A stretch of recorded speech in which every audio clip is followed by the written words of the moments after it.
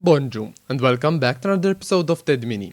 I'm Sir René and together we'll be learning about technology, engineering and design. And today hopefully marks the last episode, which is strictly about the portfolio. Today we'll be learning how to perform the testing and evaluation on your product.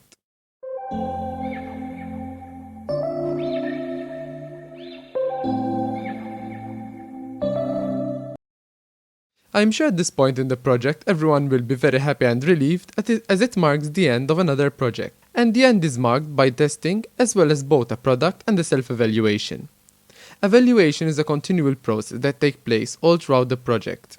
It changes from one form to the other.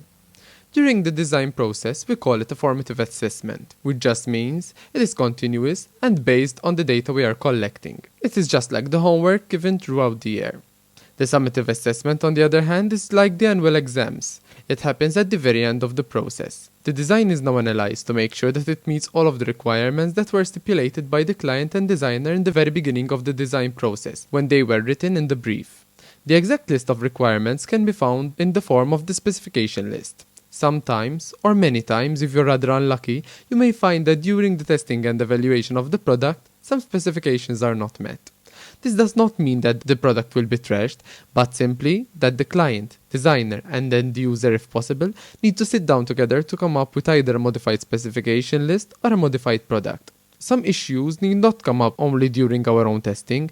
Some issues may arise when the product is sent out for user testing, field testing, or through external laboratory testing, peer review, or when the product is being tested by other companies for things such as health and safety requirements. Not meeting some of these criteria does not mean you have failed.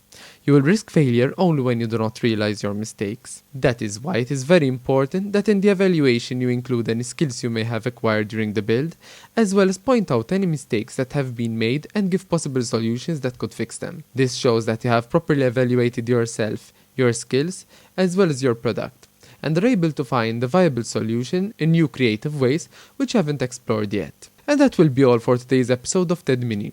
I hope you have enjoyed this mini episode and don't forget to subscribe for more videos just like this. I'm Sir René, and if you have been, thanks for watching T.E.D Mini.